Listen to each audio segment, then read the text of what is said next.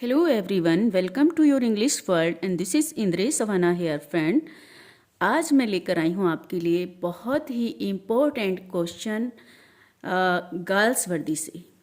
Friend ये question मैंने 2005 से लेकर के और 2021 तक के जो है एग्ज़ाम में आने वाले मोस्ट इम्पोर्टेंट क्वेश्चन की ये सीरीज़ है फ्रेंड। और ये मैं लेकर आई हूँ आपके लिए वन लाइनर बना करके। मैंने ये नोट्स बनाए हैं आपके लिए फ्रेंड। और अगर आपको लगता है कि मैंने मेहनत की है तो प्लीज़ मेरे चैनल को सपोर्ट करें, शेयर और सब्सक्राइब ज़रूर करें। और देखें, मैंने सभी मोस्ट इम्पोर्टेंट क्वेश्चन को यहाँ पर लिया है। इजी क्वेश्चन तो हम आसानी से लर्न हमें हो जाते हैं फ्रेंड, लेकिन ये क्वेश्चन सारे इसी तरह के हैं। ये सभी एग्ज़ाम में आए हुए हैं, इजी क्वेश्चन भी एग्ज़ाम में आए हुए हैं, लेकिन मैंने कुछ स्पेशल क्वेश्चन को यहाँ पर लिया है। ज़्यादा इजी क्वेश्चन मेरे यहाँ पर नहीं हैं। तो शुरू करते हैं फ्रेंड। सबसे पहला क्वेश्चन है, the first novel of Galsworthy was published which was it. ये क्वेश्चन मोस्टली पूछ लिया जाता है एग्ज़ाम में कि जो फर्स्ट नॉवल था गाल्सवर्दी का वो कौन सा था। तो फ्रेंड ये मैंने वन लाइनर में लिए हैं और सीधे सीधे आंसर दिया है यहाँ पर जोसलिन। जोसलिन इसका आंसर है फ्रेंड। ये इन्होंने अपने सिडोनिम नेम से पब्लिश्ड कराया था और जो इनका सिडोनिम नेम था वो था जॉन सेंट जॉन। इसको पेन नेम से भी जाना जाता है, पेन नेम इनका जो बोला जाता है। तो ये क्वेश्चन भी आ जाता है कि इनका पेन नेम क्या था या किस राइटर का ये पेन नेम है, जॉन सेंट जॉन ऐसे आ जाता है। तो ये गाल्सवर्दी से रिलेट करता है फ्रेंड, जॉन सेंट जॉन, ठीक है। और ये इन्होंने पब्लिश कराया था 1898 में। ये डेट आपको याद रखनी है, डेट भी पूछ ली जाती है। 1898 में इन्होंने इसको पब्लिश कराया था, ठीक है फ्रेंड। और क्या था, इन्होंने इसी के साथ इन्होंने कुछ दूसरे वर्क भी अपने पब्लिश कराए थे, जैसे फ्रॉम द फोर विंड इनका पहला कलेक्शन था, इससे भी पहला था ये, ठीक है। ये एक शॉर्ट स्टोरीज का कलेक्शन था फ्रेंड, ठीक है। फ्रॉम द फोर विंड जो था, ठीक है, ये शॉर्ट स्टोरीज का कलेक्शन था। और उसके बाद था इनका विला रुबेन, ये 1900 में इन्होंने पब्लिश कराया विला रुबेन। और a man of Devon, a man of Devon भी इनका पेन नेम से ही, ये चारों वर्क इनके पेन नेम से आए हैं और ये इन्होंने कराया था 1901 में। फ्रेंड ये बात आपको क्लियर हो गई होगी कि इनके 4 वर्क थे जो इनके पेन नेम से आए थे, बट इस वर्क से इन्हें कोई भी सक्सेस नहीं मिली थी, ठीक है। नेक्स्ट है friend, I read in various chamber, practice almost not at all and dislike my profession thoroughly said by. ये लाइनें किसके द्वारा कही गई हैं, पूछ ली जाती हैं एग्जाम में फ्रेंड। तो ये लाइनें कही गई हैं गाल्सवर्दी के द्वारा। इन्होंने ये किस लिए कही हैं, ये लाइन इन्होंने कही हैं जो इन्होंने लॉ की डिग्री ली थी ऑक्सफोर्ड यूनिवर्सिटी से, उसके लिए ये लाइनें इन्होंने बोली है कि मैंने मतलब I read in various chamber, ठीक है, मैंने लॉ की डिग्री ली है ना, लेकिन प्रैक्टिस नहीं की और अपने ही प्रोफेशन को डिसलाइक कर दिया। क्यों कर दिया डिसलाइक, क्योंकि इंटरेस्ट था इनका राइटिंग में, पोएट्री में, ठीक है, इसलिए इन्होंने इसको डिसलाइक कर दिया। नेक्स्ट है friend, the first work that earn Galsworthy was the novelist.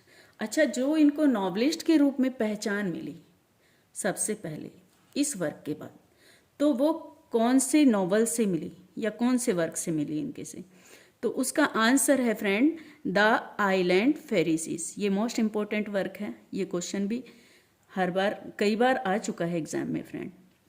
तो ये 1904 में आया था। The first work that earn Galsworthy was the novelist.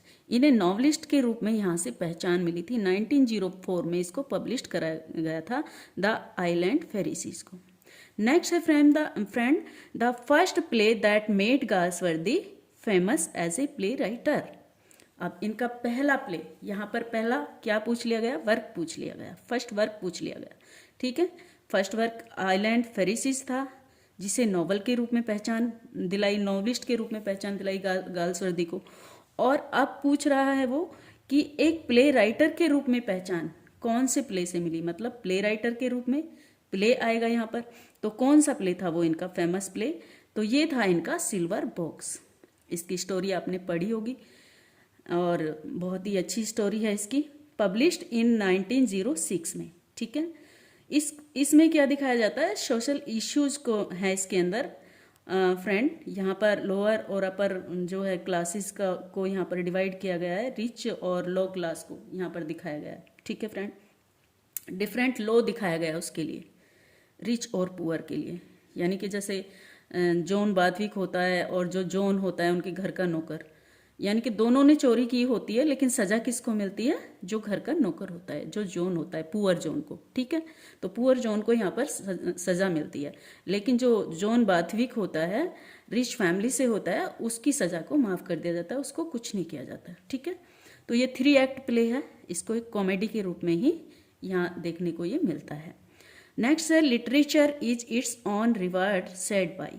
ये लाइन किसने कही, लिटरेचर इट्स ऑन रिवार्ड। सारे क्वेश्चन बहुत इंपॉर्टेंट हैं फ्रेंड, हर एक क्वेश्चन इंपॉर्टेंट लिया है मैंने यहाँ पर। तो literature it's on reward said bye, ये किसने कहा था और क्यों कहा था, ये मैं यहाँ पर आपको बताऊंगी। तो ये कहा था गाल्सवर्दी ने। किस लिए कहा था फ्रेंड, जब इनको नाइटहुड की उपाधि दी गई थी, नाइटहुड अवार्ड इनको ऑफर किया गया था फ्रेंड। यहाँ पर डेट 2 दे दी जाती है, 1917 और 1918 भी दी जाती है।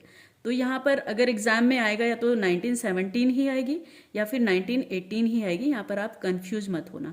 इन दोनों डेट में से जो भी आ जाए उसको आपने राइट कर देना है। ठीक है, ये दोनों नहीं आ सकती हैं, 1917 और 1918 तो बहुत मुश्किल है, नहीं आ सकती। अगर ऐसा हुआ तो फिर वही है कि जो क्वेश्चन है वो विवादों में चला जाएगा, ऐसा हो जाता है।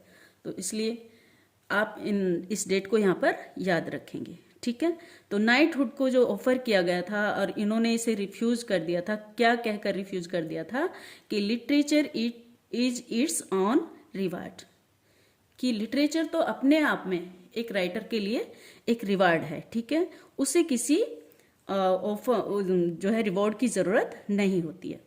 नेक्स्ट है friend, Galsworthy become the president of PEN Club. ये एक पेन क्लब था लंदन में। ठीक है फ्रेंड, जो गाल्सवर्दी ने ही इसको ऑर्गेनाइज किया था, ये पोएट्स और राइटर्स के लिए था।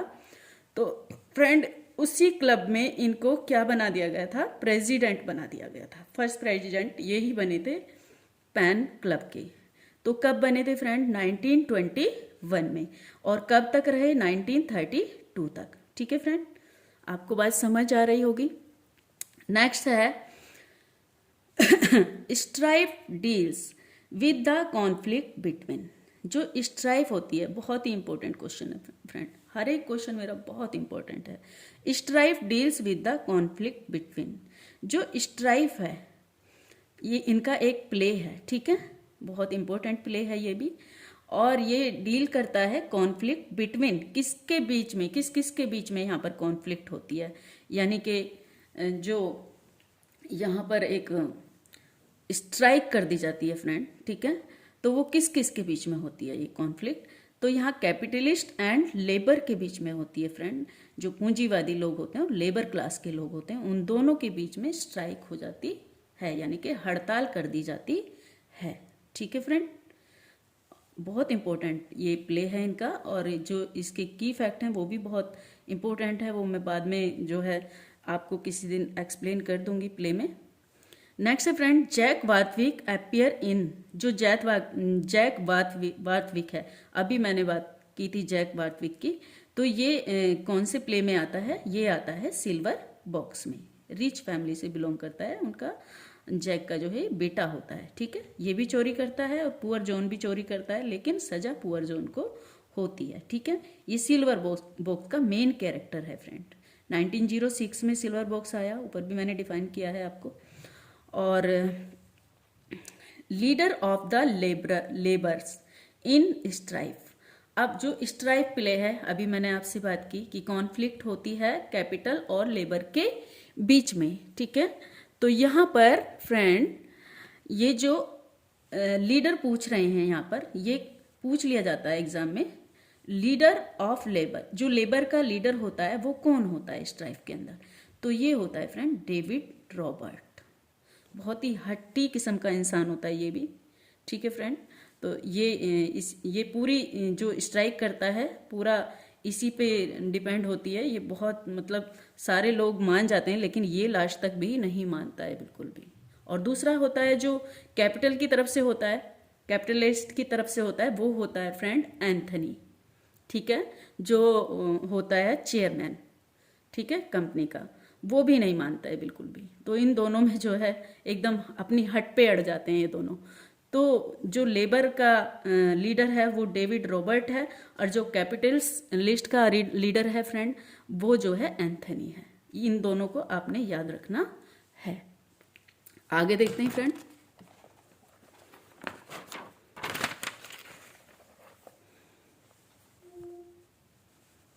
सभी मैंने बहुत इंपॉर्टेंट किस क्वेश्चन लिए हैं, लास्ट तक आप मेरी वीडियो को देखेंगे तो आपको इससे बहुत बेनिफिट होने वाला है फ्रेंड। नेक्स्ट है Galsworthy reputation as a novelist was established by. अब ये जो इनकी रेपुटेशन बनी एक नॉवलिस्ट के रूप में, ठीक है, गाल्सवर्दी की एक नॉवलिस्ट के रूप में जो है इनकी एक रेपुटेशन बनी और एस्टेब्लिश्ड हुए ये फ्रेंड। तो ये हुए फोरसाइट सागा, इनका एक मास्टरपीस है फ्रेंड। ये क्या है? ये मास्टरपीस, इनका ये मास्टरपीस है, ठीक है। तो ये फोरसाइट सागा से एस्टेब्लिश्ड हुए एक नॉवलिस्ट के रूप में। नेक्स्ट है order of merit was conferred upon Galsworthy, यानी कि जो इनको एक ऑर्डर ऑफ मेरिट की उपाधि दी गई थी फ्रेंड, तो ये कब दी गई थी इनको ऑर्डर ऑफ मेरिट की? तो ये दी गई थी फ्रेंड इनको 1929 में। आगे देखते हैं the growth of an adolescence girl through emotional conflict into a lover and a women in the theme of. यहाँ पर ये थीम पूछ ली गई है। ये थीम किसकी है? कौन से प्ले की थीम है? The growth of an adolescence girl, यानी एक बढ़ती हुई लड़की की, एक जो बढ़ती हुई लड़की है उसके इमोशंस को यहाँ पर दिखाया गया है इनटू ए लवर, पहले एक लवर के रूप में और फिर एक वोमेन के रूप में। ये इस प्ले की थीम्स है। तो ये कौन से प्ले की थीम्स है फ्रेंड? ये जॉय की, जो इनका एक प्ले है जॉय, उसकी थीम है। और इसमें ये मेन कैरेक्टर भी जॉय ही है, ये लड़की का नाम है जॉय, ठीक है फ्रेंड। आगे चलते हैं। इन द प्ले जॉय, अभी यहाँ पर देखिए इसी से रिलेटेड क्वेश्चन आ गया है। In the play Joy a girl who is senior by 3 years, जो बड़ी है 3 years, लव्स जॉय, ठीक है, जो लवर्स है उसका, तो उसका क्या नाम है यहाँ पर पूछ लिया गया है। तो वो है डिक मार्टन, ठीक है फ्रेंड। नेक्स्ट देखते हैं कर्नल होप्स। जो कर्नल होप्स है ये भी जॉय का कैरेक्टर है फ्रेंड, अपीयर इन जॉय, ठीक है। ये एक रिटायर कर्नल होता है, ठीक है, ये भी जॉय का कैरेक्टर है। नेक्स्ट है जॉन बिल्डर। जॉन बिल्डर कौन है friend? An unimaginative hot tempered man, ठीक है। ये कौन से प्ले में देखने को मिलता है हमें? जो जॉन बिल्डर है, ठीक है, ये मिलता है हमें ए फैमिली मैन में, ए फैमिली मैन में ये हमें देखने को मिलता है। नेक्स्ट देखते हैं फ्रेंड जैक बाथविक। जैक बाथविक तो सिल्वर बॉक्स का कैरेक्टर है फ्रेंड। तो यहाँ पर इनके बारे में कुछ बातें हो रही हैं। देखिए क्या हो रहा है, बताया जा रहा है कि क्लास को किस तरह से इन्होंने मतलब क्लास को कैसे फर्क किया है यहाँ पर लोगों ने, कैसे उनको मतलब लोअर और पुअर के बीच में क्या यहाँ पर दिखाया गया है। जैक बाथविक स्टील ए वोमेन स्काई ब्लू वॉलेट, यानी कि जो जैक बाथविक है उसने क्या चुराया है फ्रेंड? उसने एक वोमेन का वॉलेट चुराया है, ठीक है, सिल्क पर्स चुराया है स्काई ब्लू कलर का। जबकि जॉन जो उनके घर का नौकर है स्टील, उसने क्या चुराया है? उसने क्या चुराया? सिर्फ एक सिल्वर सिगरेट बॉक्स चुराया, ठीक है। उसने फिर भी एक छोटी चोरी की, उसने बड़ी चोरी की, उसने फिर भी एक छोटी चोरी की, फिर भी जो है प्रिजन में किसको डाल दिया गया? प्रिजन में जॉन को ही, जो पुअर जॉन है उसको ही डाल दिया गया। तो यहाँ पर दोनों में कंपैरिजन की गई है। नेक्स्ट देखिए, name the police inspector in the silver box. ये जो है माइनर कैरेक्टर है फ्रेंड, हमें कई बार याद नहीं रहता है, तो ये भी एग्जाम में आया हुआ क्वेश्चन है। तो इनका नाम क्या होता है, जो पुलिस इंस्पेक्टर होता है फ्रेंड सिल्वर बॉक्स में, ठीक है, तो इसका नाम होता है स्नो, ठीक है, ये याद रखना है आपको। वेलविन is an artist in the play. और जो वेलविन है एक आर्टिस्ट है, वो कौन से प्ले में है, तो वेलविन देखने को मिलेगा फ्रेंड हमें पिजन में। पिजन एक प्ले है इनका जिसमें वेलविन नाम का एक कैरेक्टर है जो आर्टिस्ट है। नेक्स्ट देखते हैं, that's capital A white faced stony hearted monster who speaks. ये लाइनें किसने बोली हैं फ्रेंड, कि ये जो कैपिटल होते हैं पूंजीवादी लोग होते हैं, जो वाइट फेस्ड होते हैं मतलब गोरे होते हैं, स्टोनी हार्टेड मॉन्स्टर, इनका दिल जो है पत्थर का होता है, ठीक है। ये लाइनें किसने बोली हैं, तो ये लाइनें बोली हैं स्ट्राइफ के अंदर फ्रेंड रॉबर्ट ने, जो लेबर का लीडर होता है, ठीक है फ्रेंड। यहाँ पर ये बात आपको यहाँ तक क्लियर हो गई होगी। नेक्स्ट देखते हैं, वॉर इज वॉर, ये किसने कहा, war is war, the speaker is, कौन है ये, तो ये है एंथनी इन स्ट्राइफ। स्ट्राइफ के अंदर मैंने बताया था कि जो एंथनी है ये भी बहुत जिद्दी करेक्टर है, एकदम हार्ड नट टू क्रैक, ठीक है। तो इसने बोला वॉर इज वॉर, जब बात समझौते पे आई कि भाई समझौता कर लिया जाए, उनकी जो है कुछ शर्तें हैं उनको मान ली जाए, लेकिन इसने कह दिया इधर ये भी हटने को तैयार नहीं, रॉबर्ट जो है ये भी हटने को तैयार नहीं है, डेविड भी, और इधर एंथनी भी अपनी जिद पे अड़ा हुआ है कि मैं शर्तें मानूंगा ही नहीं, ठीक है। तो ये कहता है वॉर इज वॉर, भैया लड़ाई तो लड़ाई है, हम भी लड़ेंगे अगर वो लड़ रहे हैं उधर से, तो ठीक है। नेक्स्ट देखते हैं फ्रेंड,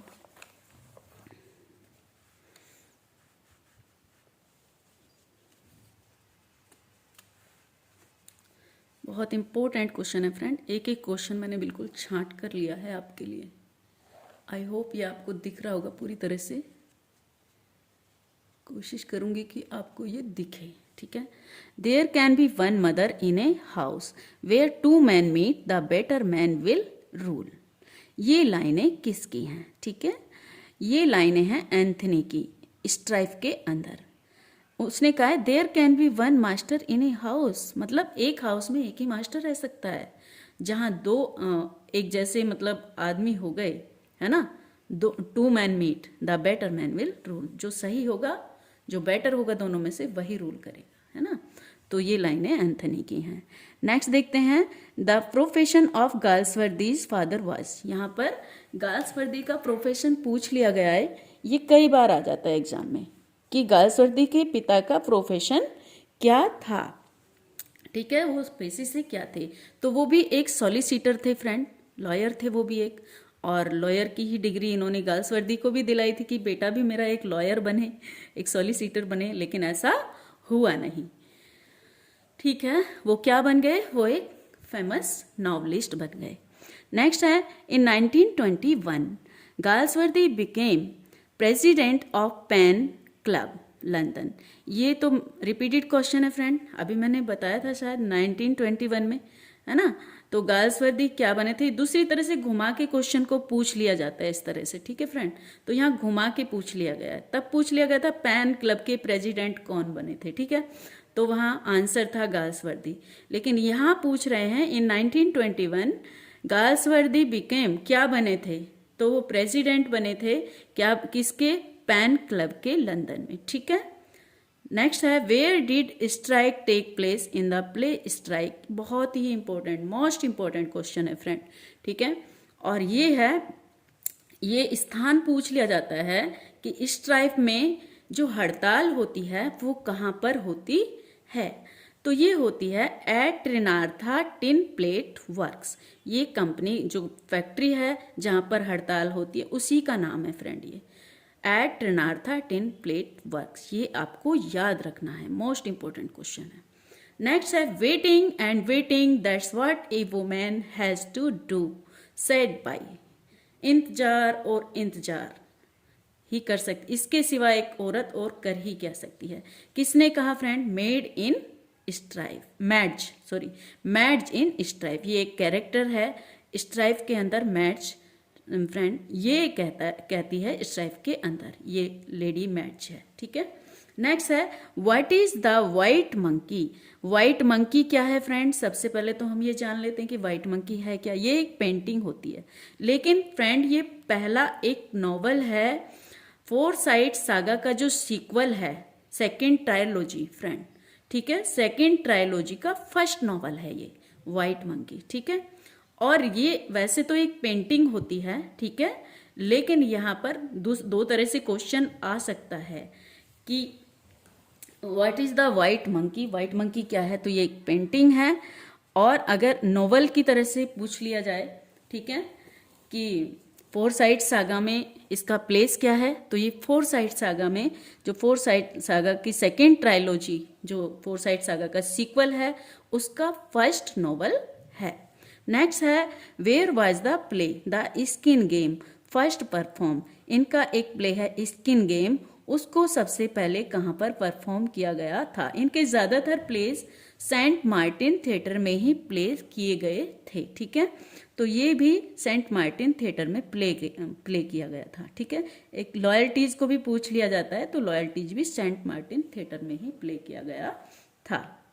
नेक्स्ट है the name of hill Christ wife in the play skin game. जो स्किन गेम इनका प्ले है फ्रेंड, हिल क्रिस्ट इसमें एक कैरेक्टर है, उनकी वाइफ का नाम पूछ लिया जाता है एग्जाम में, कई बार आता है ये, तो उनका नाम है एमी। मोस्ट इंपॉर्टेंट क्वेश्चन है फ्रेंड, ठीक है, एमी नाम है उनका। नेक्स्ट है Indian summer of a Forsyte is an interlude between the first two book. Friend बहुत ही इंपॉर्टेंट क्वेश्चन है, ध्यान से देखिएगा। Indian summer of a Forsyte is an interlude, जो इंडियन समर ऑफ फोरसाइट एक इंटरल्यूड है between the first two books, जो पहली दो बुक हैं उनके बीच में, ठीक है। Who falls in love with iron in the past, यानी कि जब हम स्टोरी को पढ़ते हैं उससे पहले की बात है, कि सबसे पहले की कि आयरन के लव में सबसे पहले कौन पड़ जाता है, तो ये होते हैं ओल्ड जोलिन, ठीक है। ये ओल्ड जोलिन ही उनके प्यार में पड़ जाते हैं, जबकि फिर शादी किससे होती है? सोम्स से शादी होती है इनकी, ठीक है फ्रेंड। नेक्स्ट देखते हैं व्हाट इज द जो ये आयरन है इसकी 2 बार शादी होती है, ठीक है फ्रेंड। ये जो है पहले सोम्स से शादी होती है, उसके बाद सोम्स से इसका डाइवोर्स हो जाता है, और उसके बाद जो है यंग जोलिन, जो ओल्ड जोलिन का बेटा होता है, उससे शादी होती है बाद में फिर, ठीक है friend. What is the iron extra interest, यहाँ पर आयरन का एक्स्ट्रा इंटरेस्ट पूछ लिया गया है कि उसका एक्स्ट्रा इंटरेस्ट क्या है। तो क्या इंटरेस्ट है उनका? Helping women who have come to grief, यानी कि ऐसी वुमेन की हेल्प करना, ऐसी लेडीज की हेल्प करना जो मतलब नीडी होती हैं, ठीक है, जो दुख में होती हैं, ठीक है। और नेक्स्ट है name of the interlude between the second and third book. देखिए बहुत इंपॉर्टेंट क्वेश्चन है, कितनी बार ये एग्जाम में आया फ्रेंड, मैंने खुद देखा है, पिछले सालों के क्वेश्चन पेपर उठा करके मैंने देखा है, और इस तरह के क्वेश्चन बहुत पूछ लिए जाते हैं, ठीक है। मोस्ट इंपॉर्टेंट क्वेश्चन है name of the interlude between the second and third book. तो ये यहाँ पर आपने बहुत अच्छे से ही इनको याद कर लेना है कि कौन सा इंटरल्यूड है और कौन सा नोवेल है, ठीक है। तो जो सेकेंड और थर्ड बुक के बीच में, फोरसाइट सागा के सेकेंड और थर्ड बुक के बीच में जो इंटरल्यूड है वो कौन सा है? वो है अवेकनिंग, ठीक है फ्रेंड। नेक्स्ट है लाइफ्स वन लॉन्ग टेम्पटेशन। ये लाइन कहाँ पर आती हैं? तो ये लाइनें आती हैं फ्रेंड जस्टिस के अंदर। मोस्ट इंपॉर्टेंट प्ले है, और ये जो लाइन है ये भी बहुत इंपॉर्टेंट है friend, life's one long temptation, ठीक है, बहुत इंपॉर्टेंट है। नेक्स्ट देखते हैं फ्रेंड,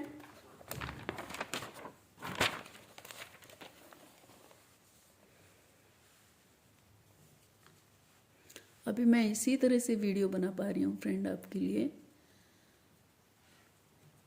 क्योंकि आप अगर इनमें इंटरेस्ट लेंगे तो आपको बहुत फायदा होने वाला है। नेक्स्ट देखते हैं, which is the only foresight Elder who does not have children. जो फोरसाइट सागा है इनका, उसके सारे कैरेक्टर्स आपको देख लेना है फ्रेंड्स। सबके पास कोई ना कोई बच्चे हैं, लेकिन जो ये जॉर्ज है इसके पास कोई भी बच्चा नहीं है।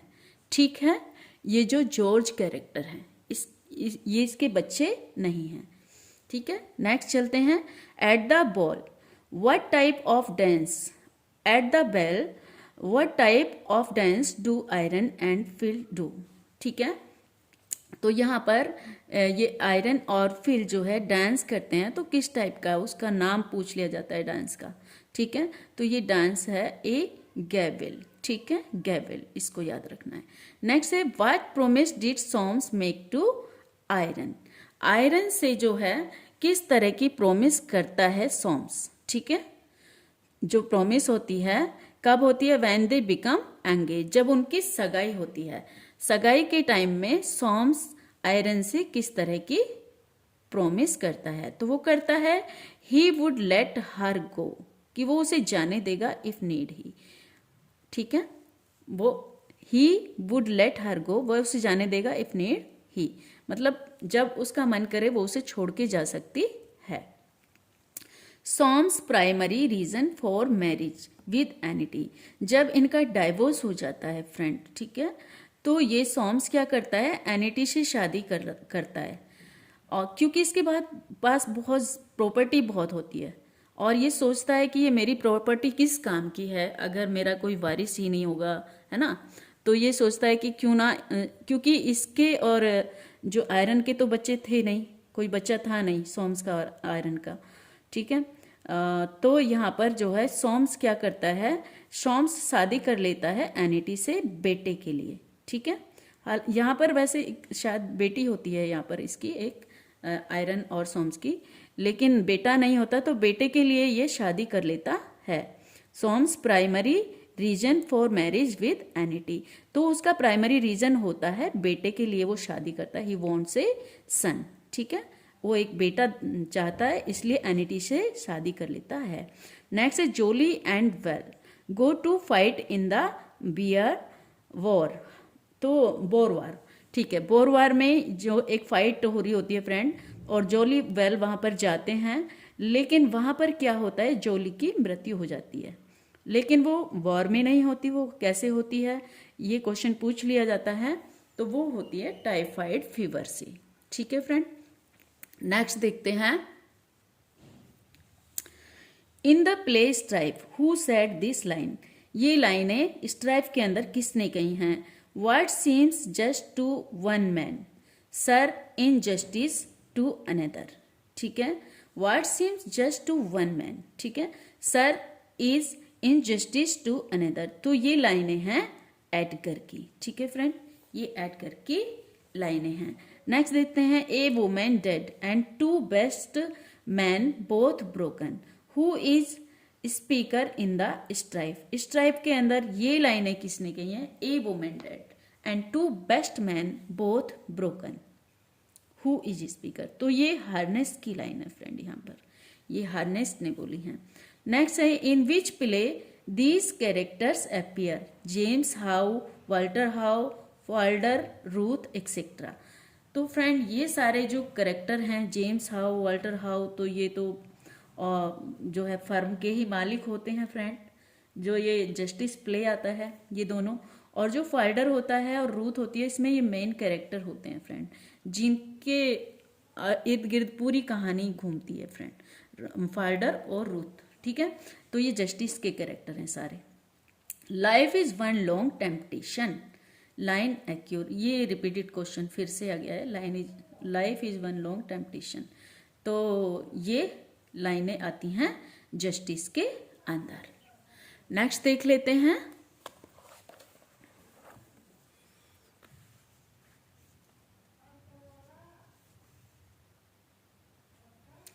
चलिए, which play of Galsworthy is a study of social pride and social convention.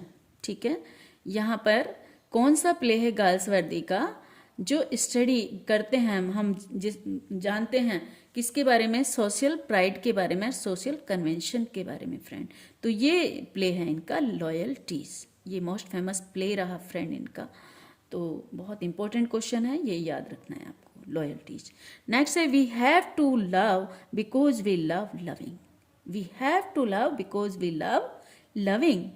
ये बहुत इंपॉर्टेंट लाइन है फ्रेंड, और लाइन कहाँ पर दिखती हैं, ए बिट ऑफ लव, ठीक है, इनका एक प्ले है बिट ऑफ लव, उसके अंदर ये लाइनें देखने को मिलती हैं। How beastly women are to each other appear in, how beastly women are to each other, ये लाइन है फ्रेंड, ये कहाँ पर दिखती है, ये विंडोज इनका एक प्ले है, इसके अंदर देखने को मिलती हैं। नेक्स्ट है विच character of the play loyalties, जो लॉयल्टीज प्ले है उसके अंदर कैरेक्टर कमिट सुसाइड, लॉयल्टीज के अंदर सुसाइड कौन कर लेता है और एक लेटर छोड़ देता है कैलफोर्ड के लिए, तो ये होता है मेन कैरेक्टर इसका फ्रेंड डैन्सी, ठीक है।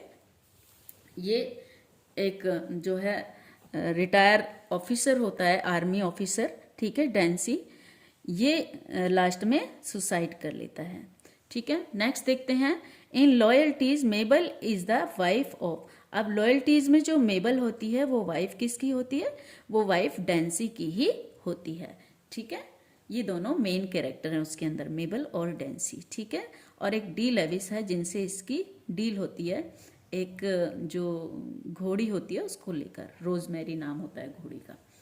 नेक्स्ट देखते हैं friend we all cut each other throat for the best of motives, ये कह रहा है कि हम एक दूसरे के गले काटते रहते हैं अपने मतलब के लिए, अपने मोटिव्स के लिए। तो ये लाइनें हैं लॉयल्टीज की, और ये मार्गरेट ने बोली हैं। ये एक कैरेक्टर होता है इसके अंदर, ऐसे ही जो मतलब भीड़ में बहुत सारे लोग होते हैं, उन्हीं में से एक कैरेक्टर होता है मार्गरेट भी, ठीक है। ये कोई मेन कैरेक्टर नहीं है, लेकिन पूछ लिया जाता है कई बार, और किसने कही है ये लाइन, ऐसे पूछ लिया जाता है, मार्गरेट ने कही है, और ये लॉयल्टीज के अंदर आती हैं। लाइनें इंपॉर्टेंट है फ्रेंड, इनको याद रखना है, ठीक है।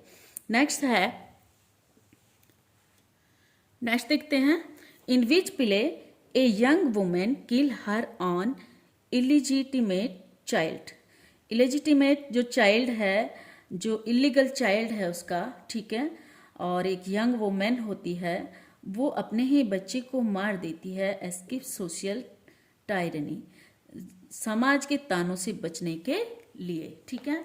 तो ये कौन सा प्ले होता है इनका, तो ये प्ले होता है इनका विंडो के अंदर, ठीक है। ये दिखाया जाता है कि एक लड़की होती है, वो अनमैरिड ही होती है और प्रेग्नेंट हो जाती है, तो क्या करती है, वो अपने बच्चे को जन्म तो देती है लेकिन मार डालती है, ठीक है, सोशल टायरनी से बचने के लिए। नेक्स्ट है गाल्सवर्दी चीफ एक्सपोनेंट ऑफ, जो गाल्सवर्दी का चीफ एक्सपोनेंट है फ्रेंड वो क्या है, तो ये है इनका प्रॉब्लम प्लेज, इन्होंने ज़्यादातर प्रॉब्लम प्लेज लिखे हैं, ठीक है। तो प्रॉब्लम जो आजकल की प्रॉब्लम है सोसाइटीज़ के अंदर, वही इन्होंने दिखाई है अपने प्ले में, तो इसलिए इनका चीफ एक्सपोनेंट प्रॉब्लम प्लेज है। इंपॉर्टेंट है फ्रेंड, याद रखना है। The title of Galsworthy collection of essay, ठीक है, जो एक एसे का कलेक्शन है इनका फ्रेंड, इसका टाइटल पूछ लिया जाता है, इंपॉर्टेंट क्वेश्चन है, वेरी वेरी इंपॉर्टेंट। तो ये है इन ऑफ ट्रैंक्विलिटी, ठीक है, इन ऑफ ट्रैंक्विलिटी, ठीक है, ये इनका एसे के कलेक्शन का नाम है, ठीक है। नेक्स्ट है द एसेज स्टोरीज, ठीक है, the white monkey, the silver sparks box, silver box या सिल्वर स्पार्क्स ऐसे आ जाता है, swan song, a silent wooing and passer by, इनको पूछ लिया गया है कि ये क्या है फ्रेंड, ठीक है। तो इनको पूछा गया है कि ये क्या है, और ये है कलेक्शन है एक मॉडर्न कॉमेडी का, ठीक है फ्रेंड। यहाँ पर मॉडर्न कॉमेडी को ही दिखाया गया है इनके अंदर, ठीक है। तो ये मॉडर्न कॉमेडी का कलेक्शन है, मॉडर्न कॉमेडी का कलेक्शन। यहाँ पर कुछ इनके प्लेज, इंपॉर्टेंट प्ले दिए गए हैं फ्रेंड, इंपॉर्टेंट प्लेज हैं, और उनकी डेट है कि वो कब पब्लिश्ड हुए थे, तो ये आपको याद रखनी है। जस्टिस वाज पब्लिश्ड इन 1910, ये याद रखना है आपको। Skin game was published in 1920, loyalties was published in 1922, strife was published in 1902, 1909, ठीक है, क्योंकि जस्टिस से पहले तो स्ट्राइफ ही आया था, तो ये 1909 में आया था, देन 10 में, और सिल्वर बॉक्स 1906 में आया था फ्रेंड, ठीक है। और 1906 में एक और इनका मोस्ट इम्पोर्टेंट नॉवल है the man of property friend, जो फोरसाइट सागा का फर्स्ट नॉवल है, वो आया था 1906 में, ठीक है। और 1906 में ही इनका सिल्वर बॉक्स आया था। यहाँ देख लेते हैं, in the mob was published in 1914, जो मॉब है वो पब्लिश्ड हुआ था 1914 में। नेक्स्ट लाइन देख लेते हैं friend, who says this line, no one will touch him now, अब उसे कोई नहीं छू सकेगा, नेवर अगेन, कभी नहीं, he is safe with gentle Jesus, यानी कि अब जेंटल जीसस के साथ वो सेफ है। तो ये किसकी लाइनें हैं फ्रेंड, ये है कोक्सन, जो क्लर्क होता है बैंक में, ठीक है, जूनियर क्लर्क होता है ये कोक्सन। इसकी लाइनें हैं अबाउट फाल्डर के बारे में। फाल्डर की भी डेथ हो जाती है फ्रेंड लास्ट में, क्योंकि जब इसको ये जो पुलिस इसको छोड़ देती है, इसको 3 साल की सज़ा होती है, लेकिन 2 साल में ही इसको रिलीज़ कर देती है, और इससे एक शर्त रखी जाती है वहाँ पर कि तुम हर महीने आकर के यहाँ पर अपनी रिपोर्ट देते रहोगे। लेकिन ये क्या करता है कि रिपोर्ट नहीं देता अपनी, ठीक है। जब ये रिपोर्ट नहीं देता तो पुलिस इसको पकड़ने आ जाती है, और ये वहाँ से दीवार कूद के एकदम भागने लगता है।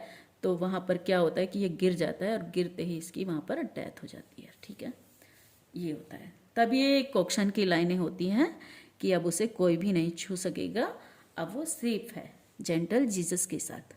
नेक्स्ट है friend, in 1931 Oxford university and Princeton university conferred upon Galsworthy, ये जो ऑक्सफोर्ड यूनिवर्सिटी है और एक प्रिंसटन यूनिवर्सिटी है फ्रेंड, इनको गाल्सवर्दी को किस ऑनर से सम्मानित करती है, तो ये दोनों करती हैं इनको ऑनरेरी डॉक्टरेट की उपाधि इनको देती हैं।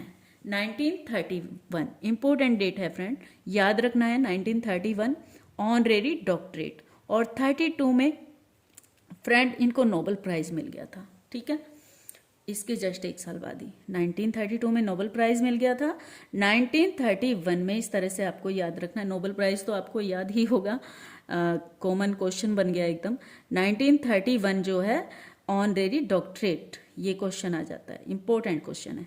What does pen stand for, pen को पूछ लिया गया था, PEN क्या है ये PEN, तो ये एक international body of poets, play rights and essayist, यानी कि ये एक इंटरनेशनल क्लब की तरह है, जो पोएट्स के लिए है, प्ले राइटर के लिए है, और एसेइस्ट के लिए है, ठीक है फ्रेंड, जिसके प्रेसिडेंट भी चुने गए थे गाल्सवर्दी, ठीक है। नेक्स्ट देखते हैं, डिलीट वाज कन्फर्ड, डिलीट की उपाधि भी इनको मिली थी upon Galsworthy in the year, कब मिली थी फ्रेंड, 1930 में। अब यहाँ पर देख लेते हैं, देखिए 1930 में डिलीट की, 1931 में ऑक्सफोर्ड ने जो है इनको डॉक्टरेट की उपाधि से सम्मानित किया, और 32 में नोबेल प्राइज मिल गया, ठीक है। तो 1930 बाय कैम्ब्रिज और शेफील्ड यूनिवर्सिटी के द्वारा, ठीक है, यहाँ भी शेफील्ड और कैम्ब्रिज यूनिवर्सिटी ने इन्हें डिलीट की उपाधि से सम्मानित किया। नेक्स्ट है, Forsyte Saga includes 2 interlude and 3 novels, these are, क्या है फ्रेंड ये, ठीक है, फोरसाइट सागा के अंदर, ठीक है, 2 इंटरल्यूड हैं और 3 नॉवेल्स हैं। दीज आर, जो 2 इंटरल्यूड्स हैं वो कौन कौन से हैं ये पूछे गए हैं यहाँ पर, ठीक है। तो ये जो इंटरल्यूड्स हैं ये हैं Indian summer of Forsyte and दूसरा क्या है, अवेकनिंग, ठीक है, Indian summer of Forsyte tales and awakening, awakening दूसरा जो है इंटरल्यूड है, और ये पहला इंटरल्यूड है इंडियन समर ऑफ फोरसाइट, ठीक है फ्रेंड। 3 जो है नॉवेल्स हैं उनके बीच के ये इंटरल्यूड हैं दोनों। नेक्स्ट देखते हैं, एस्केप वाज पब्लिश्ड इन, इनका एक प्ले रहा एस्केप, ठीक है, एस्केप कब पब्लिश्ड हुआ, 1926 में, ठीक है फ्रेंड। आगे देखते हैं, which play analyses the impact of modern publicity on private domestic tragedy, इनका कौन सा प्ले है जो इम्पैक्ट डालता है अपने मॉडर्न पब्लिसिटी का, जो प्राइवेट डोमेस्टिक ट्रेजेडी होती हैं उन पर, ठीक है। तो ये है इनका द शॉ, शॉप। ठीक है, ये याद रखना है आपको। नेक्स्ट देखते हैं।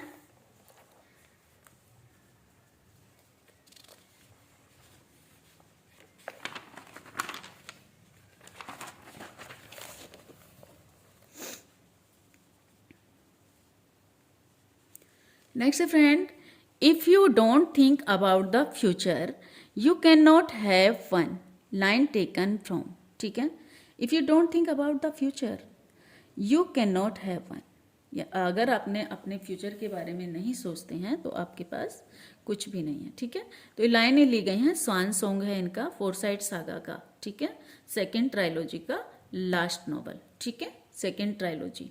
ठीक है, जो फोरसाइट सागा का सीक्वल है उसका लास्ट नॉवल है फ्रेंड, स्वान सॉन्ग, उनसे ये लाइनें ली गई हैं। आई होप आपको ये सब समझ आ रहे होंगे फ्रेंड। नेक्स्ट देखते हैं। One's eyes are what one is one's mouth what one become. ठीक है, वंस आईज आर व्हाट, यानी कि किसी की जो आंखें होती हैं वो बताती हैं कि वो क्या है, और one's mouth what one become, और उसका माउथ यानी कि उसकी बोली, क्या बोलते हैं लोग, जो बोलते हैं मतलब वो उनकी बोली से पता चल जाता है कि वो क्या बन सकते हैं। ठीक है, तो ये फ्लावरिंग वाइल्डरनेस की लाइनें हैं। ठीक है, नेक्स्ट देखते हैं। There just one rule for politicians all over the world. पूरे संसार में जो पॉलिटिशियन होते हैं उनके लिए एक रूल होता है, don't say in power what you से इन अपोजिशन। ठीक है, if you do you only have to carry out what the other fellows have found impossible. तो ये लाइनें फ्रेंड ली गई हैं कहाँ से, इसी से, फ्लावरिंग वाइल्डरनेस से। इंपॉर्टेंट लाइनें हैं फ्रेंड, देख लीजिएगा ध्यान से और इनको अच्छे से पढ़ लीजिएगा। नेक्स्ट है, art is the great and universal refreshment. जो आर्ट है वो अपने आप में ग्रेट है, एक यूनिवर्सल रिफ्रेशमेंट है। यू मे टेक इट और यू मे लीव इट। आप इसे ले सकते हैं या फिर इसे छोड़ सकते हैं, ये आप पे डिपेंड करता है। Line are taken from, line कहाँ से ली गई है, तो ये है वेज थॉट्स ऑफ आर्ट। ठीक है फ्रेंड, ये वेज थॉट्स हैं आर्ट पर वेज के ये थॉट्स हैं। नेक्स्ट है, beginning and ending of all human undertaking are untidy, the building of a house, the writing of a novel, the demolitions of a bridge, and eminently the finish of a voyage. ठीक है, vogue, finish of a vogue. Line are taken from, तो ये line ली गई हैं friend over the river से। ठीक है, beginning and ending of all human undertaking are untidy. ठीक है, ये लाइनें याद रखनी है आपको। नेक्स्ट है, religion was nearly dead because they was no longer real belief in future life, but something was struggling to take its place. ठीक है, तो ये लाइनें ली गई हैं सर्विस, सोशल सर्विस से। ठीक है, प्लेस सर्विस, सोशल सर्विस से ये लाइनें ली गई हैं, सर्विस, सोशल सर्विस। ठीक है, ये लाइनें ली गई हैं। नेक्स्ट देखते हैं।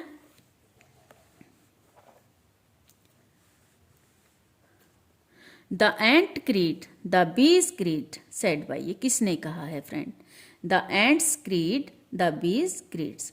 ये जॉन गाल्सवर्दी की लाइनें हैं, इंपॉर्टेंट लाइनें हैं फ्रेंड, याद रखनी है। ठीक है, ये जो है, जो क्रीड का मतलब होता है पंथ, धर्म या कोई समुदाय। जैसे मधुमक्खी का एक समुदाय, अपना अलग समुदाय होता है, जैसे एंट्स होती हैं वो अपने समुदाय में रहती हैं, अपने धर्म पंथ को मानती हैं। ठीक है, तो इस तरह से ये लाइनें गाल्सवर्दी की हैं, इनको अपने याद रखना है। The quality of mercy is not strained, जो quality of mercy is not strained, तो स्टेन्ड का मतलब जो दाग धब्बा। ठीक है, दाग धब्बा। तो Walter How in Justice, Justice में ये वाल्टर हाउ की लाइनें हैं, जो the quality of mercy is not strained. ठीक है, याद रखनी है आपको। म्यूट सीन कहाँ पे आ जाता है फ्रेंड, एंड ट्रायल सीन, ये देखना है हमको, ये कहाँ पे देखने को मिलते हैं हमें moot scene and trial scene, ठीक है। Formal meeting in law court, या जो ट्रायल सीन क्या होता है इसके लिए मैंने यहाँ पर एक्सप्लेन कर दिया है। फॉर्मल मीटिंग होती है, ये जो ट्रायल सीन होता है ये फॉर्मल मीटिंग होती है लॉ कोर्ट में, ठीक है, अलग से जो मीटिंग बुलाई जाती हैं, ठीक है, ये पब्लिक नहीं होती हैं, मतलब अलग से होती हैं, ठीक है। ट्रायल सीन एक्यूर इन, तो ये जस्टिस के अंदर ही आता है, एक्ट 3 सीन 3 में, ये याद रखना है, मोस्ट इंपॉर्टेंट क्वेश्चन है फ्रेंड, ठीक है।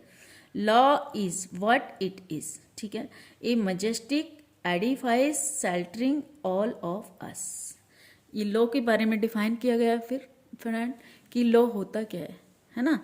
Law is what it is, क्या है ये एक मजेस्टिक एडिफाइस है। एडिफाइस, मजेस्टिक एडिफाइस क्या होता है, राजसी भवन है ये एक तरह से, जैसे पहले राजा महाराजा न्याय करते थे, ठीक है, वैसे ही ये भी यहाँ पर भी न्याय होता है लोगों के लिए, और क्या है लॉ, है ना, शेल्टरिंग ऑल ऑफ अस, ये हमारे लिए एक तरह से शेल्टर ही तो है ना। तो ये लाइनें कहाँ आती हैं, who says in Justice, justice के अंदर ये जज की लाइनें हैं फ्रेंड, लॉ के बारे में बोला है तो जज ही बोलेंगे ना ज़्यादातर, ठीक है, तो जज की लाइनें हैं। नेक्स्ट है friend 1931 selected Roman lecturer in Oxford, ये भी हमें याद रखना है फ्रेंड, 1931 में उनको ऑक्सफर्ड के अंदर इनको क्या सेलेक्ट किया गया था, रोमन लेक्चरर, इनको जो है गाल्सवर्दी को सेलेक्ट किया गया था, ठीक है, ये याद रखना है आपको। दूसरा है his ashes were scattered to the wind according to his last wish, friend उनकी एक विश रही थी लास्ट कि जब मैं मर जाऊं तो मुझे मतलब गंगा में नहीं बहाना, मेरी जो अस्थियां होती हैं वो सॉरी उन्होंने बोला था कि जो मेरी ऐस है, जो मेरी राख हो, उसको पहाड़ों से हवा में उड़ा देना, ठीक है, ये बोला था इन्होंने। तो जो इनकी इच्छा के अनुसार ऐसा ही हुआ था, इनकी ऐस को उड़ा दिया गया था हवा में, ठीक है, ये लाइन यहाँ पर याद रखनी है आपको, इंपॉर्टेंट लाइन है फ्रेंड। अब बात कर लेते हैं, डिस्कस कर लेते हैं इनके मेजर वर्क के बारे में। यहाँ पर तो वन लाइनर क्वेश्चंस थे, ये भी बहुत इंपॉर्टेंट वर्क को मैं डिस्कस कर रही हूँ यहाँ पर आपको, ठीक है। तो ये है फ्रेंड मेजर वर्क इनका, प्रॉब्लम प्लेज, सबसे पहले इन्होंने लिखा क्या है, प्रॉब्लम प्ले लिखे हैं फ्रेंड, प्रॉब्लम प्ले के नाम प्लेज की वजह से इनको जाना जाता है, और इनके प्रॉब्लम प्लेज हैं कौन कौन से, इनके बारे में हम यहाँ पर जान लेते हैं। 30 प्लेज इन्होंने टोटल लिखे, डिवाइडेड इनटू 5 ग्रुप, जो 5 ग्रुप में डिवाइड हैं। ग्रुप फर्स्ट की बात कर लेते हैं, उसकी थीम जान लेते हैं क्या क्या है यहाँ पर। तो ग्रुप फर्स्ट की थीम है social injustice in society, society के अंदर जो सोशल इनजस्टिस होता है, लोअर जो पुअर हैं और जो हाई क्लास के लोग हैं, ठीक है, उनके बीच में जो इनजस्टिस होता है फ्रेंड, उसको दिखाया जाता है इन सारे प्लेज के अंदर। तो पहला प्ले है सिल्वर बॉक्स, सबकी यहाँ पर डेट दी गई है, कब कब पब्लिश हुए, आप आसानी से याद कर सकते हैं। सिल्वर बॉक्स 1906, जस्टिस 1910, एस्केप 1922, ये ग्रुप फर्स्ट के अंदर आ जाते हैं फ्रेंड। पूछ लिया जाता है क्वेश्चन कि ग्रुप फर्स्ट में की थीम क्या है, ये भी पूछ लिया जाता है, और ग्रुप फर्स्ट के कौन कौन से वर्क हैं वो भी पूछ लिए जाते हैं, ठीक है फ्रेंड। सारा मोस्ट इंपोर्टेंट वर्क आपके लिए मैं लेकर आई हूँ, ठीक है, तो आपको ये जानना है और समझना है, ठीक है। चलिए, तो यहाँ पर एस्केप है 1926 में आया, और द फॉरेस्ट है, ये एक ड्रामा है 4 एक्ट का फ्रेंड, ज़्यादातर इनके प्लेज होते हैं 3 एक्ट वाले, ठीक है। तो जो 4 एक्ट का स्पेशल मैंने दे दिया है, ये सारे 3 एक्ट वाले हैं, silver, justice, escape 3 act play हैं, और ये फॉरेस्ट जो है ये 4 एक्ट प्ले है, 1924 में ये आया। नेक्स्ट चलते हैं फ्रेंड, नेक्स्ट देखते हैं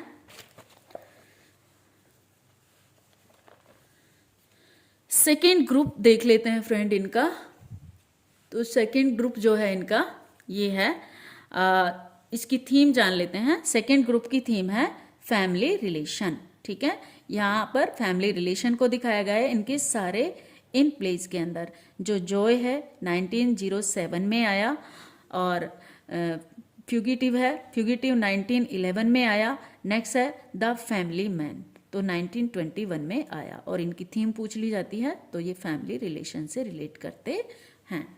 नेक्स्ट है थर्ड ग्रुप। थर्ड ग्रुप की थीम जान लेते हैं क्या है। थर्ड ग्रुप की थीम है प्रॉब्लम ऑफ द आउटकास्ट। यहाँ पर कास्ट से रिलेटेड दूसरी कास्ट से की यहाँ पर प्रॉब्लम दिखाई जाती हैं। ठीक है, कास्ट यहाँ पर जो है एक तो विंडो है, विंडो एट द पिजन, इनका दो प्ले हैं, इनके अंदर कास्ट फीलिंग दिखाई जाती है फ्रेंड। ठीक है, ये नेक्स्ट देखते हैं फोर्थ नंबर पे fourth group themes. Fourth group की थीम्स क्या है। ट्रायोलॉजी ऑफ आइडियलिज्म, सॉरी हाँ ट्रेजिडी ऑफ आइडियलिज्म। तो यहाँ पर ये आइडियलिज्म से की जो है यहाँ ट्रेजिडी दिखाई गई है ज़्यादातर इसके अंदर। ये है इनका मॉब 1914 में आया and A bit of lover 1914 में आया। ठीक है, इनको याद रखना है आपने। और ज़्यादा इम्पोर्टेंट तो फ्रेंड फर्स्ट जो है फर्स्ट ग्रुप और सेकंड ग्रुप है, इसको आपने याद रखना है ज़्यादा।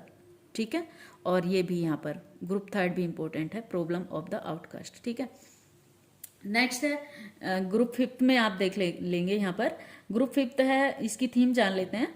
कास्ट फीलिंग यहाँ पर इसकी थीम है और ये भी बहुत इंपॉर्टेंट है फ्रेंड। इसके अंदर कास्ट फीलिंग को दिखाया जाता है।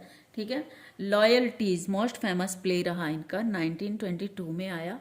ठीक है, और ये जो इनका प्ले रहा इसमें जो है कास्ट फीलिंग को दिखाया गया है। स्ट्राइफ के अंदर भी कास्ट फीलिंग को दिखाया जाता है, कैपिटल और लेबर के बीच में यहाँ पर स्ट्राइक होती है। नेक्स्ट है द एल्डेस्ट सन, इसके अंदर भी यही दिखाया जाता है, 1912 में आया। और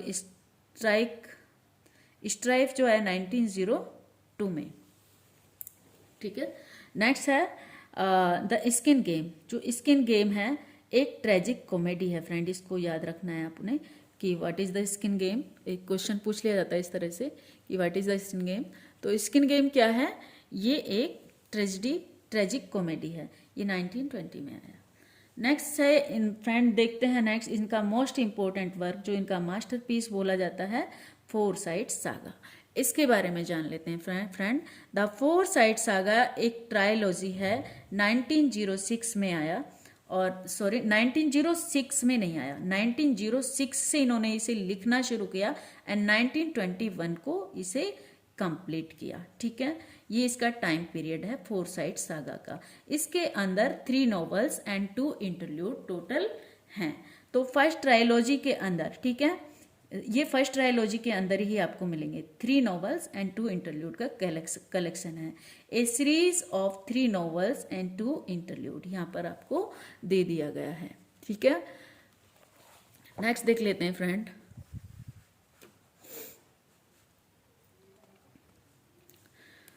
फिर है इनका ये जो फोरसाइट सागा है इनका फर्स्ट ट्रायोलॉजी, उसमें इनका जो पहला नॉवल है friend, the man of property. ठीक है, ये 1906 में आया। द मैन ऑफ प्रॉपर्टी ये एक नॉवल है फ्रेंड। और इंडियन समर ऑफ फोरसाइट 1918 में आया, ये इंटरल्यूड है। ठीक है, और नेक्स्ट क्या है, इन चांसरी, ये फिर नॉवल है ना, ये नॉवल है यहाँ पर 1920 में आया। फिर उसके बाद एक इंटरल्यूड आया अवेकनिंग, ये इंटरल्यूड है। और टू लेट इनका लास्ट नॉवल है फर्स्ट ट्रायोलॉजी का। ठीक है, फोरसाइट सागा का, ये 1921 में आया।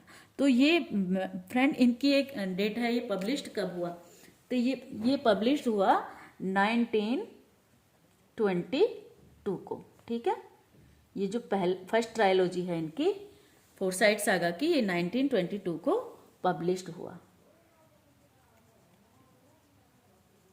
ठीक है फ्रेंड, याद रहेगा। सेकेंड ट्रायोलॉजी देख लेते हैं।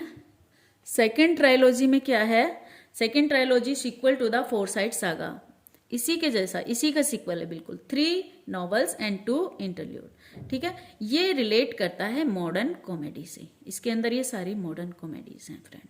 ठीक है, तो यहाँ देख लेते हैं, ये आया 1924 से 1928 के बीच में इन्होंने इसे कंप्लीट किया। और ये भी 3 नॉवेल्स एंड 2 इंटरल्यूड का कलेक्शन है। और सबसे पहला इनका नॉवल है व्हाइट मंकी। ठीक है, 1924 में आया जो। उसके बाद सिल्वर बॉक्स भी एक नॉवल है, सिल्वर स्पून भी एक नॉवल है, सॉरी सिल्वर बॉक्स नॉट, ये भी एक नॉवल है। सिल्वर स्पून ये याद रखना है फ्रेंड, अगर आपसे सिल्वर स्पून पूछा जाए कि what is silver spoon, it is a novel, and what is silver box, it is a play. यहाँ पर आपको ध्यान रखना है, आपको कंफ्यूज नहीं होना है दोनों में, ठीक है। 1926 में आया, 4 साइड सागा का कलेक्शन है ये, ठीक है। अ साइलेंट वूविंग क्या है, ये एक इंटरल्यूड है। और पासरबाई क्या है, ये भी एक इंटरल्यूड है। और लास्ट जो है इनका लास्ट सॉन्ग स्वान सॉन्ग है, 1928 में आया, ये एक नॉवल है, ठीक है। ये सेकेंड ट्रायलॉजी का कलेक्शन है फ्रेंड, यहाँ से लेके यहाँ तक आपको ये याद रखना है। अब थोड़ा सा मैं इसको बता देती हूँ आपको याद कैसे करना है, ठीक है। इसकी नॉवेल्स और इसके इंटरल्यूड को याद कैसे करना है, जो 4 साइड सागा का कलेक्शन है, क्योंकि आपको याद नहीं रहेंगे कि कौन सा इंटरल्यूड है कौन सा नॉवल है, ठीक है। तो मैंने यहाँ पर एक ट्रिक बताई, अपने आप में मतलब बनाई है एक ट्रिक मैंने। तो यहाँ पर जो समर है इनका, इंडियर समर, ये एक इंटरल्यूड है। तो यहाँ पर मैंने बनाया समर अवेकनिंग साइलेंटली, ठीक है, summer awakening silently and passer by, ये आपको याद रखना है। तो बाकी के नॉवेल्स तो आपको अपने आप याद रह जाएंगे, ठीक है। आप सिर्फ इंटरल्यूड को याद रख लीजिए, आपको नॉवेल ऐसे ही याद हो जाएंगे, समझ आ जाएंगे, मतलब आप फाइंड आउट कर सकते हैं आराम से क्वेश्चन में कि कौन सा नॉवेल है और कौन सा इंटरल्यूड है। तो ये आपको ट्रिक से पढ़ लेना है, समर अवेकनिंग साइलेंटली, यानी जो समर है वो चुपचाप उठकर पासर बाय चला जाता है, ठीक है। लास्ट नेक्स्ट देखते हैं थर्ड ट्रायलॉजी में क्या होता है फ्रेंड। तो थर्ड ट्रायलॉजी के में कोई भी इंटरल्यूड नहीं होता है, सिर्फ 3 नॉवेल्स होते हैं फ्रेंड यहाँ पर, ठीक है। ये आता है ये इनका कंप्लीट वर्क होता है 1931 से 33 के बीच में, ठीक है। और टोटल 3 नॉवेल्स होते हैं। और ये नॉवेल्स कौन कौन से होते हैं, made in waiting, flooring wilderness, over the river, ये 3 नॉवेल्स होते हैं। इनको भी, इनके लिए भी मैंने एक ट्रिक बनाई है कि जो मेड है वो फूल तोड़ने के लिए रिवर पे इंतजार कर रही है। तो made in waiting, flooring wilderness, over the river, ये आपको याद रह जाएंगे फ्रेंड। अब लास्ट में मैं आपको बता दूं, ये जो टोटल जो आपका 9 नॉवेल्स का जो कलेक्शन है 4 साइड सागा के अंदर, ठीक है, और 4 इंटरल्यूड, 9 नॉवेल्स हो जाते हैं और 4 इंटरल्यूड हो जाते हैं। और पूरी सीरीज को क्या कहते हैं, 4 साइड क्रॉनिकल्स कहते हैं। पूरी सीरीज को अगर पूछा जाए कि इस पूरी सीरीज को क्या कहा जाता है, तो इसको कहा जाता है 4 साइड क्रॉनिकल्स, ठीक है फ्रेंड्स, ये याद रखना है आपको, ठीक है। और जो टोटल 6 को, जो 4 साइड में जो टोटल 6 हैं ऊपर वाले, फर्स्ट ट्रायलॉजी और सेकंड ट्रायलॉजी के कलेक्शन को पूछ लिया जाता है, तो इसी को कहते हैं 4 साइड सागा, ठीक है। 4 साइड सागा के थर्ड ट्रायलॉजी इंक्लूड नहीं होती है 4 साइड सागा के अंदर, ठीक है, ये याद रखना है आपको। नेक्स्ट देख लेते हैं फ्रेंड।